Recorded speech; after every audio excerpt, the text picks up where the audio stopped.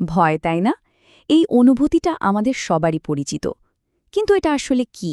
আর কিভাবে কিছু মানুষ পাহাড়ের চূড়া থেকে লাফ দেয় বা হাজার হাজার মানুষের সামনে কথা বলে? আজকের এই বিশ্লেষণে আমরা জানব ভয় তৈরির পেছনের বিজ্ঞানটা কি, আর শিখব কিভাবে আমাদের মস্তিষ্ককে ট্রেনিং দিয়ে ভয়কে নিয়ন্ত্রণে আনা যায়।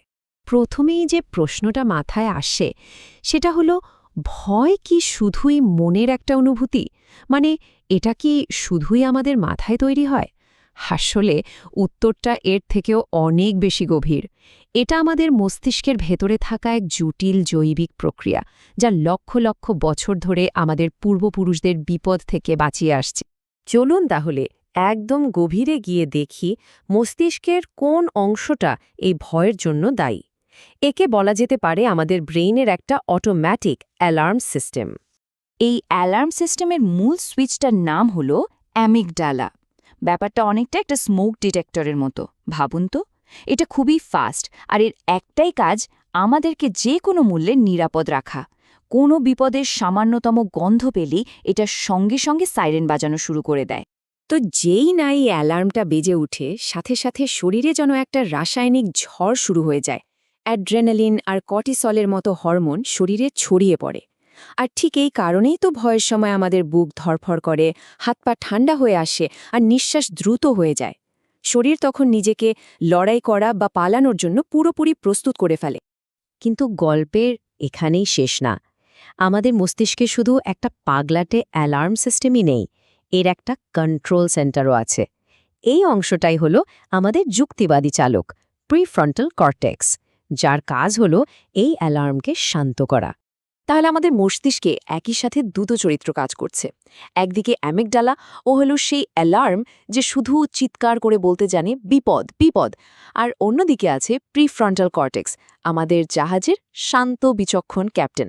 সে যুক্তি দিয়ে দেখে, 1 মিনিট, এটা কি আসলেই বিপদ নাকি শুধু ধোঁয়া?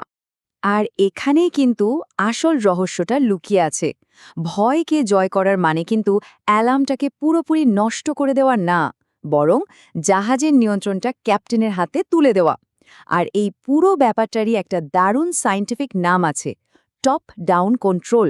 মানে মস্তিষ্কের ওপরের যুক্তিবাদী অংশটা, মানে আমাদের ক্যাপ্টেন, নিচের আবেগপ্রবণ অংশ মানে অ্যালার্মটাকে শান্ত করে নিয়ন্ত্রণে নিয়ে আসে। বেশ, তাহলে প্রশ্ন হল, আমরা কিভাবে আমাদের মস্তিষ্কের এই ক্যাপ্টেনকে আরও শক্তিশালী করতে পারি? সবচেয়ে ভালো খবরটা কি জানেন? আমাদের এই ক্যাপ্টেনকে কিন্তু ট্রেনিং দিয়ে আরও শক্তিশালী করা সম্ভব। চলুন এর কিছু বৈজ্ঞানিক কৌশল দেখে নেওয়া যাক। আর এই ট্রেনিংয়ের পেছনের মূল মন্ত্রটাই হল নিউরোপ্লাস্টিসিটি। এর সহজ মানে হল, আমাদের মস্তিষ্ক কিন্তু পাথরের মতো শক্ত আর অপরিবর্তনীয় নয়। এটা অনেকটা নরম কাদামাটির মতো। আমরা চাইলে নতুন অভিজ্ঞতার মাধ্যমে পুরনো ভয়ের রাস্তাগুলোকে দুর্বল করে দিতে পারি, আর তার জায়গায় নতুন সাহসের রাস্তা তৈরি করতে পারি। এই নিউরোপ্লাস্টিসিটির একটা দারুণ প্র্যাকটিক্যাল উদাহরণ হল এক্সপোজার থেরাপি। এখানে কি করা হয় জানেন? একজন ব্যক্তিকে খুব নিয়ন্ত্রিত আর নিরাপদ একটা পরিবেশে অল্প অল্প করে তার ভয়ের মুখোমুখি করানো হয়। বারবার এটা করার ফলে মস্তিষ্কের যে অংশটা স্মৃতি জমিয়ে রাখে, মানে হিপোক্যাম্পাস, সে শিখে ফেলে যে এই পরিস্থিতিটা তো আসলে অতটা ভয়ঙ্কর নয়। আর তার ফলস্বরূপ অ্যামিগডালার অ্যালার্মটাও ধীরে ধীরে শান্ত হয়ে আসে। আরেকটা খুবই শক্তিশালী কৌশল হল কগনিটিভ বিহেভিয়ারাল থেরাপি বা সিবিটি। এটাকে বলা যেতে পারে আমাদের মস্তিষ্কের ক্যাপ্টেনের জন্য একটা স্পেশাল ট্রেনিং প্রোগ্রাম। সিবিটির মাধ্যমে আমরা আমাদের অযৌক্তিক ভয়ের চিন্তাগুলোকে যুক্তি দিয়ে চ্যালেঞ্জ করতে শিখি। এতে আমাদের প্রিফ্রন্টাল কর্টেক্স মানে ক্যাপ্টেন আরও শক্তিশালী হয়ে ওঠে। আর আজকাল তো মাইন্ডফুলনেস বা মেডিটেশনের কথা সবাই বলছে, তাই না? এর পেছনেও কিন্তু সলিড সায়েন্স আছে। নিয়মিত মেডিটেশন করলে আমাদের মস্তিষ্কের যুক্তিবাদী অংশ অর্থাৎ প্রিফ্রন্টাল কোর্টেক্স শারীরিকভাবেই আরও পুরু আর শক্তিশালী হয়ে ওঠে। মানে আমাদের ক্যাপ্টেন রীতিমতো জিম করে মাসেল বানাচ্ছে। আর ঠিক তার উল্টো প্রভাবটা পড়ে আমাদের অ্যালার্ম সিস্টেমের উপর। নিয়মিত মাইন্ডফুলনেস প্র্যাকটিস করলে দেখা যায় অ্যামিগডালার আকার আর তার সক্রিয়তা দুটোই কমে আসে। তার মানে আমাদের অ্যালার্ম সিস্টেমটা আগের চেয়ে অনেক বেশি শান্ত আর স্টেবল হয়ে যায়। কথায় কথায় আর সাইরেন বাজায় না। আচ্ছা, শুধু কি মানসিক ট্রেনিং করলেই চলবে? না, আমাদের ক্যাপ্টেনকে ঠিকঠাক কাজ করতে হলে তো তার জন্য প্রয়োজনীয় রসদও জোগাতে হবে, তাই না? আমাদের দৈনন্দিন জীবনের কিছু অভ্যাস আর কিছু কেমিক্যালস এই সাপোর্টের কাজটা করে। আমাদের শরীরে কিছু কেমিক্যাল আছে যারা এই ভয় নিয়ন্ত্রণের খেলায় খুব গুরুত্বপূর্ণ ভূমিকা রাখে। যেমন ধরুন সেরোটোনিন, এটা আমাদের মুডকে স্টেবল রাখে। গাবা নামের কেমিক্যালটা সরাসরি অ্যামিগডালাকে গিয়ে শান্ত করে। আর অক্সিটোসিন, যাকে লাভ হরমোনও বলা হয়, সেটা বিশ্বাস বাড়িয়ে ভয় কমাতে সাহায্য করে। আর এটা আসে মূলত সামাজিক মেলামেশা থেকে। তাহলে একদম সহজ ভাষায় প্রতিদিনের জীবনে এমন কি কি করা যায় যাতে আমাদের ক্যাপ্টেন আরও শক্তিশালী হবে?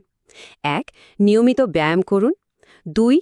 গভীর আর নিয়ন্ত্রিত শ্বাস-প্রশ্বাসের অভ্যাস করুন, এটা নার্ভাস সিস্টেমকে শান্ত করে। আর ৩.